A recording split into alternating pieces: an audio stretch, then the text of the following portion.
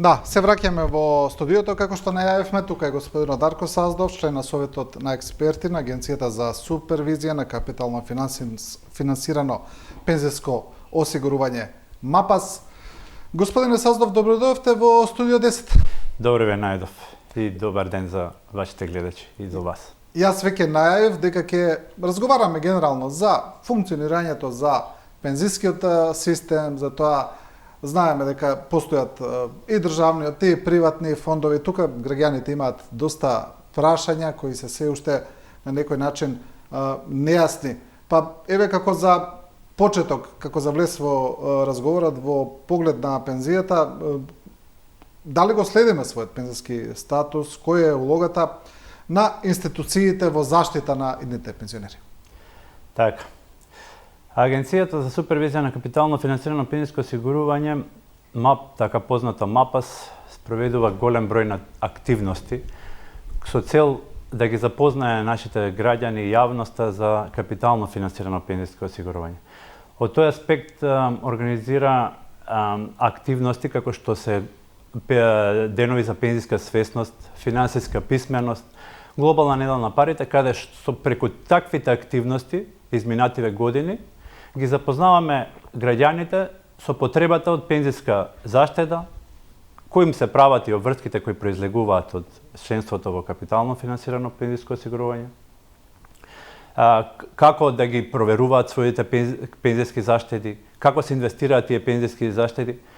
Она што целта на таа пензиска свесност која ја промовираме е лицата од една страна да се поттикнат за пензиска свесност, да размислуваат за пензиската заштеда за периодот кога ќе одат во пензија. Едноставно да си ги знаат правата и обврските и можностите што произлегуваат во еден тростолбен пензиски систем како што има во нашата држава. Потоа како нивните средства каде се нивните средства. Потоа преку ваквите активности се јакне довербата помеѓу институциите и јавноста. И едноставно сакаме да го намалиме ризикот од сиромаштија во периодот на пензионирање. Со ваквите активности се поттикнуваат членовите и осигурениците активно да размислуваат за својата пензиска заштеда. Од тој аспект, дали ги следат, спроведуваме и анкети, и контакти што ги имаме со членовите. Не можеме да кажеме да генерализираме дека нашата јавност помалку се запознаени, има лица кои се интересираат и се свесни за своите средства во пензиските фондови, но анкетите не само во државата кај нас, туку и на меѓународно ниво покажуваат дека луѓето помалку се интересираат за пензиското осигурување. Од тој аспект исто така се заинтересуваат во моментот кога ќе се приближат до периодот на пензионирање. Тогаш повеќе им се подига свеста дека треба да си ги средат стажот, да си ги видат придонесите, дали се уплаќаат, како се уплаќаат. Така што ова е една активност, ние како агенција идентификуваме неколку аспекти, односно нивоа, градации, како јавноста е запознаена, па тука имаме пензиска информираност, дали јавноста ги знае основните поими за пензиско осигурување, како што е дали е тростолбен, дека имаме тростолбен пензиски систем, што е придонес, што е стаж, какви видови на исплата на пензија има. Потоа имаме пензиска писменост, каде веќе јавноста дел од јавноста е запознаена со правата и обврските, дека што произлегува, какви права произлегува од учество во втор пензиски столб, да размислува за планирање за третиот пензиски столб, како доброволно пензиско осигурување. И третиот аспект е она што го викаме пензиска свесност. Пензиската свесност значи активно учество на јавноста и на самиот поединец во своето планирање на пензиската свесност. Така што преку сите вакви активности агенцијата се труди да ја поттикне таа пензиска свесност дека за пензиското осигурување и пензиската заштита треба да се размислува уште со првото вработување. односно планирање на своите придонеси и во вториот и во третиот пензиски столб, свесност дека се и во првиот пензиски столб, но и дека со таквите активности се потикнуваат институциите за потранспарентно, отчетно информирање за состојбата на членовите, како тие ќе бидат подостапни тие информации, бидејќи секако се работи за финансиски сектор и кој треба да биде постојано достапен и транспарентен. Да, кога зборуваме, еве, вие ги спомнавте трите столба, значи тука е државниот и двата приватни столба, постојат доста и неизвестности кај нас, не само непознавање на материјата кај идните пензионери, па бидејќи еден е тоа во поглед на недовербата кон системот, каде што луѓето влечејќи некакви искуства од порано или од други држави, па не веруваат ниту во државниот фонд, па можеби некогаш и навистина може да се праша, да се доведе тоа и во прашање, бидејќи гледаме дека државниот фонд цело време се полни со дотации од буџетот, тоа е одамна така, нели? Во поглед на приватните фондови, тука се оние стандардни прашања, приватни компании се сепак дали може во иднина да се случи некаков финансиски колапс кај нив, па луѓето да останат без пензии и така натаму. Значи, може да се каже дека цело време лебди некаква неизвестност кај граѓаните во поглед на тоа прашање. Видете, во секоја област на работењето и на животот постојат одредени ризици. Но тие ризици треба со време да ги согледаме и да ги едноставно да го намалиме влијанието на тие ризици. А како ќе ги намалиме тие ризици ако не почнеме подлабински и пошироко да ги гледаме работите. Се разбира дека пензискиот систем е кај нас од пензиски систем со еден столб, што го имавме ние во изминатиот период. Преминавме негде 2002 со анализи и истражувања, преминавме во тростолбен пензиски столб, каде што постоеше и политички консензус и поддршка веќе во континуитет и од академската заедница, а и со меѓународните фактори кои постојано сме под мониторинг, као Светска банка и Меѓународниот монетарен фонд, како и Европската унија, постојано се следи работата на пензиското осигурување и на трите пензиски столба како функционираат во државата. Така што постојат такви информации кои се провејуваат низ јавноста, но можеби тоа е поради недостаток на информираност од сложеноста на пензискиот систем кој постои во државата, можеби финансиската писменост. Но гледаме на секој аспект да пристапиме до секоја ваква информација, да ја разгледаме со внимание и да ја едноставно да процесираме и да ја разгледаме и да ја решиме едноставно. Пристапуваме на различен начин имаме детектирано разни стелни групи на кои треба да им се пристапи, да им се објасни во однос на пензиското осигурување. Имаме тука млади лица кои како што се учениците од средно и од факултетите. Верувам дека голем број на ученици од средно кои задолжително преминуваат после да работат во приватниот или државниот сектор. И тие веднаш што со првото вработување стануваат членови во пензиското осигурување. Имаме студенти кои во текот на својот студии започнуваат со работа, па и после студирањето се вработуваат и за нив исто така е потребна информации како што повеќе информации за пензиското осигурување. Имаме детектирано целна група како што се така наречени фриленсери или номади кои се луѓе кои работат на проекти, кои исто така им треба одредена информација за пензиското осигурување. И секако тука се вработените од секаква возраст и сега имаме идентификирано различен пристап. Во однос на ваквите информации, некој сака информацијата да добие непосредно, во непосреден контакт со агенцијата или со пензиските друштва, па тука им се објаснуваат податоците, како се како растат средствата и од првиот столб, како и од вториот столб, така и од третиот столб. Некој не сака непосреден контакт, па ги имаме зелениот плик кој еднаш годишно го доставуваат пензиските друштва до членовите за состојбата на нивните сметки, на индивидуалните сметки на членовите, колку тие средства се оплодуваат, како се дали месечно им стигаат износите од работодавачите.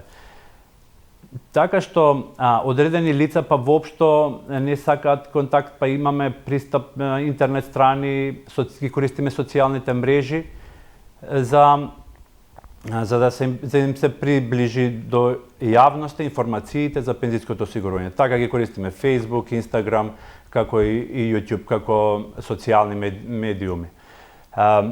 Постојат секако заблуди, но гледаме истите да ги одговориме како што ќе бидат корисни за јавноста. Секако постојат заблуди, сметаат дека одреден дека штом се вработи некој, смета дека треба да земе пензија. Но при тоа нема предвид како се договорил со работодавачот, како на кој износ, дали работодавачот ги уплаќа договорените придонеси со кој се договорил, дали платата по која е договорен се уплаќа во пензиското осигурување, дали му тече стажот, дали се евидентирани сите години или договорен само на минимална плата, а при тоа очекува да има висока пензија. Посебно за пензиите од првиот столб. Имаме каде што моментално пензиите се исплаќаат врз основа на генерацијска солидарност. Не може да сметаме дека тој тренд и ќе продолжи како континуитет, бидејќи мора постојано да се анализира и да се гледа каква е состојбата на вработените и демографската структура, колкави износите на придонеси кои се уплаќаат. Потоа постојат определени заблуди. Млад сум, нема што да размислувам ја за пензија, рано ми е. Од тој аспект треба исто така да се има предвид дека за пензиско осигурување треба да се размислува уште од првото вработување. Така граѓанинот значи може да претрпи и штета доколку е незаинтересиран. Апсолутно. На ако не ги следи, ако не се информира и не ги навреме да ги детектира, бидејќи системот е така концепиран, ризиците целосно се намалат, но се разбира дека се работи за сложен систем. Од работодавачот кој ќе ги уплати неговата плата и придонеси, поминува низ агенцијата за вработување, поминува низ управата за јавни приходи, поминува низ дата базата на фондот на пензиско осигурување, фондот за пензиско инвалидско осигурување, па достига и во агенцијата за супервизија на осигурување. Во секојато вие бази постои одреден ризик да се направи техничка или ненамерна грешка. Затоа ги тераме и лицата постојано да си ја следат пензиските и од прв столб да следи стажот како се евидентира, така што и од вториот столб да гледа дали секоја уплата месечна се уплаќа во пензиското друштво. Бидејќи овие средства се на индивидуална сметка на секој член и тие се сметка како секоја, дури би рекол и како банкарска сметка. Тие се лични средства на членот и тие средства се наследни. Во случај на несреќен случај или ненајдена смрт, тие средства се наследуваат и тие средства се одговорност на самиот член. Има и одредени прашања кај јавноста во поглед на средствата кои стојат во вториот и во третиот столб. Дали тие во некој момент може да се ги искористат тие средства, пред или после пензија? Да. Има два различни се моделите и од втор и од трет столб. За членовите од втор столб, што се членови истовремено на прв столб, мора да се исполнат одредени услови за да се подигнат средствата. Тоа се истите услови како што се и од првиот столб. Тоа значи дека условите за старосна пензија се на 62 години возраст за жени и 64 годишна возраст за мажи и минимум 15 години работен стаж. Со тоа значи дека од првиот и вториот столб членовите што ќе се членови на вториот ќе земаат пензија и од првиот и од вториот столб во моментот кога ќе ги исполнат условите за пензија. Тоа значи дека што се случува во моментот кога нема да ги исполни 15 години работен стаж. Тоа значи дека од првиот столб нема да има пензија, но средствата од вториот столб кои се на неговата индивидуална сметка ќе може еднократно да ги подигне. Но тоа не е пензија. Тоа е средства кои он во текот на периодот од 15 во периодот додека бил вработен се оплодувале, ги уплатил и си ги штедел и пензиските друштва му ги оплоделе средствата и тие ќе може на 65 годишна возраст да ги подигне. Состојбата кај доброволното е малку различна. Со тоа што во доброволното може 10 години порано да се подигнат средствата од доброволното пензиско осигурување, односно 52, 54 и тука имаме поголема лепеза на начини на исплата од доброволното. Тука може и еднократно да се подигне на 52 за жени, 54. Но идејата за пензиското осигурување е еден член или наш граѓанин да има пензија од трите столба, која ќе оди во пензија да може тие средства да ги користи за моментот кога веќе не ќе може да работи.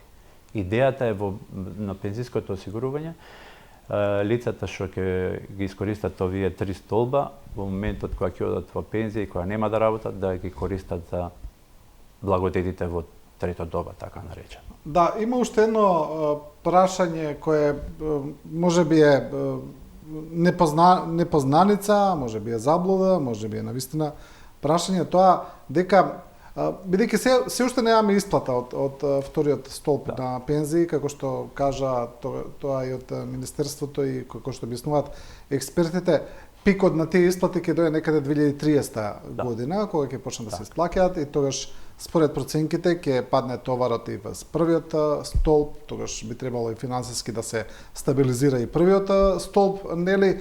Но како што кажав, постојат некои прашања кај дел од јавноста кои велат дека не се знае како од вториот столб се пресметува пензијата или основицата за пензија која подоцна ќе биде исплаќена, или дека таа пресметка е различна од таа која се прави во првиот столб.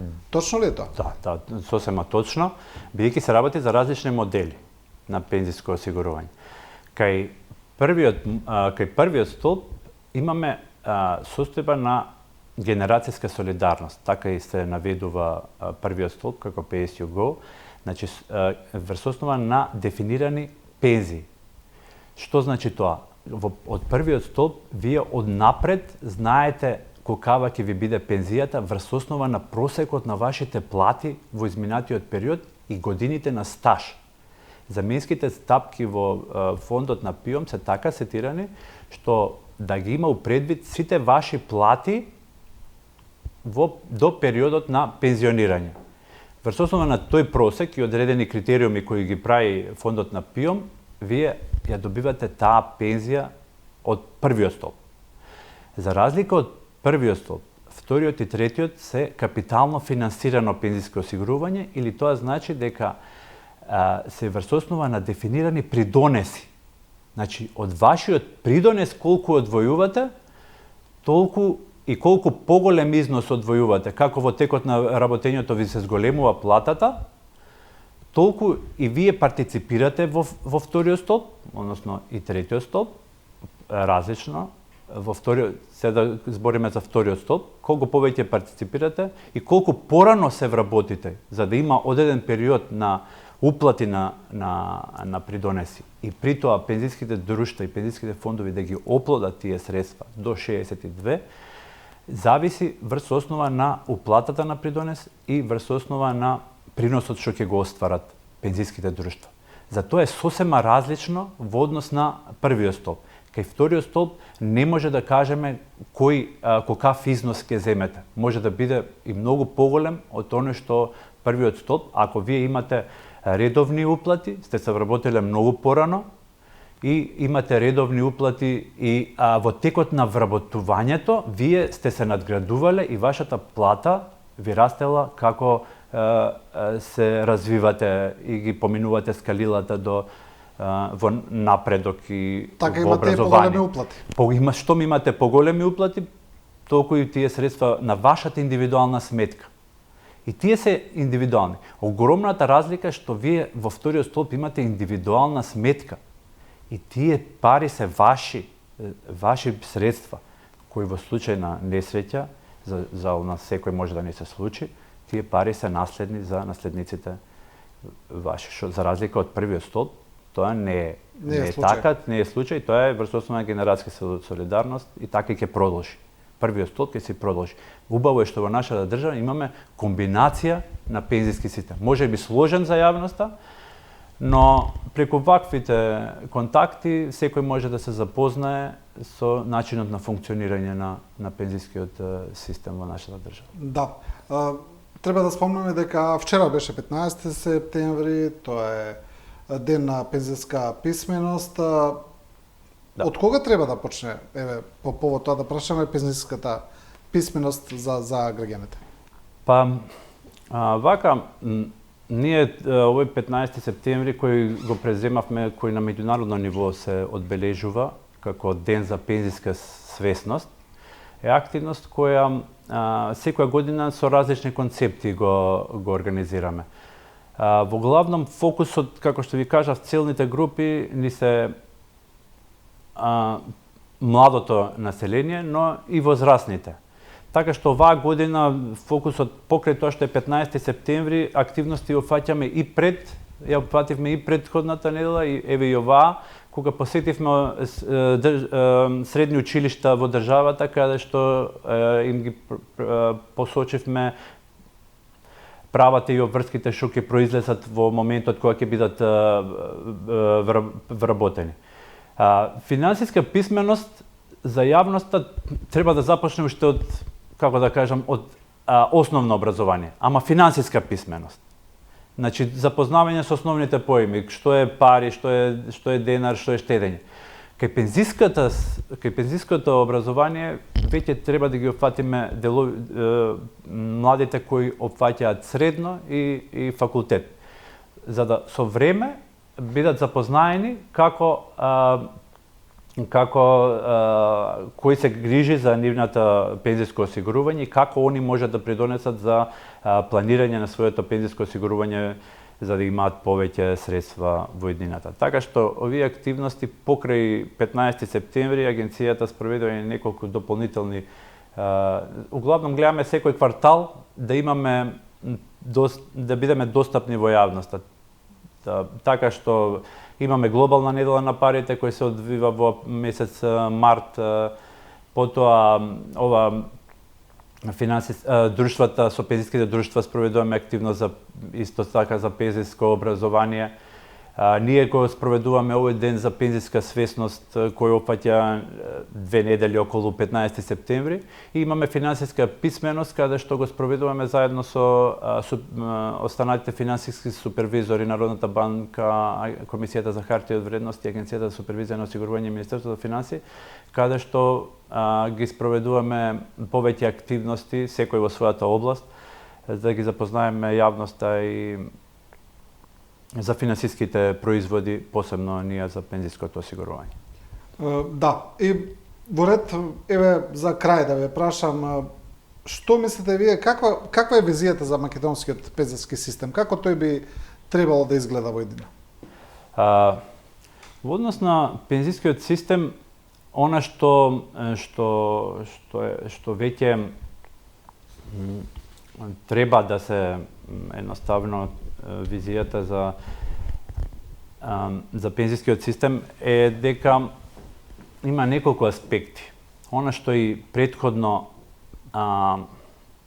стручната јавност, политичката консензус и академската заедница, како им ги кажав и меѓународниот фактор, согледале дека во минатото од еден пензиски столб треба да се формираме во тростолбен систем, така што пензиското осигурување е еден